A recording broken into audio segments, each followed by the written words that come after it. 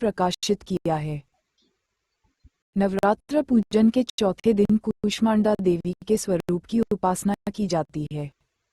इस दिन साधक का मन अनाहत चक्र में अवस्थित होता है। अतः इस दिन उसे अत्यंत पवित्र और अचंचल मन से कूष्मांडा देवी के स्वरूप को ध्यान में रखकर पूजा उपासना के कार्य में लगना चाहिए। जब सृष्टि का अस्तित्व नहीं था, तब इन्हीं देवी ने ब्रह्मांड की रचना की थी। अतः यही सृष्टि की आदि स्वरूपा आदि शक्ति हैं। इनका निवास सूर्यमंडल के भीतर के लोक में है। वहां निवास कर सकने की क्षमता और शक्ति केवल इन्हीं में है। इनके शरीर की कांति और प्रभा भी सूर्य के समान ही दैदीप्यमान है। इनके तेज और प्रकाश से दसों दिशाएं प्रकाशित हो रही हैं। ब्रह्मांड की सभी वस्तुओं और प्राणियों में अवस्थित तेज इन्हीं की छाया है। माँ की 8 भुजाएं हैं, अतः ये अष्टभुजा देवी के नाम से भी विख्यात हैं। इनके 7 हाथों में क्रमशः कमंडल, धनुष, बाण, कमल पुष्प, अमृतपूर्ण कलश, चक्र तथा गदा है। 8वें हाथ में सभी सिद्धियों और निधियों को देने वाली जपमाला है। इनका वाहन शेर है। श्लोक: सुरासं पूर्णकल श्रुतिराप्लुतमेव च दधाना हस्तपद्माभ्यां कूष्मांडा शुभदास्तु मे।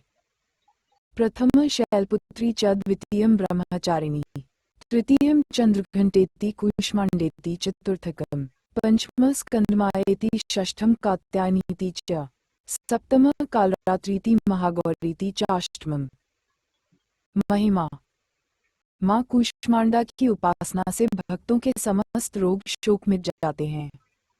इनकी भक्ति से आयु, यश, बल और आरोग्य की वृद्धि होती है। माँ कूष्मांडा अत्यल्प सेवा और भक्ति से प्रसन्न होने वाली हैं। यदि मनुष्य सच्चे हृदय से इनका शरणागत बन जाए तो फिर उससे अत्यंत सुगमता से परम पद की प्राप्ति हो सकती है।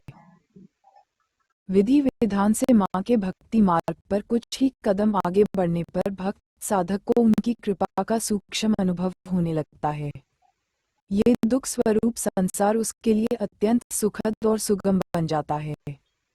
माँ की उपासना मनुष्य को सहज भाव से भवसागर से पार उतारने के लिए सर्वाधिक सुगम और श्रेयस्कर मार्ग है।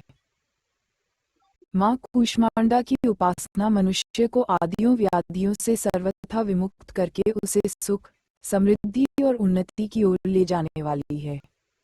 अतः अपनी लौकिक पारलौकिक उन्नति चाहने वालों को इनकी उपासना में सदैव तत्पर रहना चाहिए। उपासना: चतुर्थी के दिन माँ कूष्मांडा की आराधना की जाती है। इनकी उपासना से सिद्धियों में निधियों को प्राप्त कर समस्त रोग शोक दूर होकर आयु यश में वृद्धि होती है। प्रत्येक सर्वसाधारण के लिए आराधना योग्य ये श्लोक सरल और स्पष्ट है। माँ जगदम्बे की भक्ति पाने के लिए इसे कंठस्थ कर नवरात्रि में चतुर्थ दिन इसका जाप करना चाहिए। या देवी सर्वभूतेषु माँ कूष्मांडा रूपेण संस्थिता। नमस्तस्य नमस्तस्य नमस्तस्य नमो नमः। अर्थ: हे माँ, सर्वत्र विराजमान और कूष्मांडा के रूप में प्रसिद्ध अम्बे, आपको मेरा बार बार प्रणाम है। या मैं आपको बारंबार प्रणाम करता हूँ। हे माँ, मुझे सब पापों से मुक्ति प्रदान करें। अपनी मंद हल्की हंसी द्वारा अन्न अर्थात ब्रह्मांड को उत्पन्न करने के कारण इन्हें कूष्मांडा देवी के रूप में पूजा जाता है। संस्कृत भाषा में कूष्मांडा को कुम्हड़ कहते हैं। बलियों में कुम्हड़े की बलि इन्हें सर्वाधिक प्रिय है। इस कारण से भी माँ कूष्मांडा कहलाती हैं। पूजन: इस दिन जहाँ तक संभव हो बड़े माथे वाली तेजस्वी विवाहित महिला का पूजन करना चाहिए। उन्हें भोजन में दही हलवा खिलाना श्रेयस्कर है।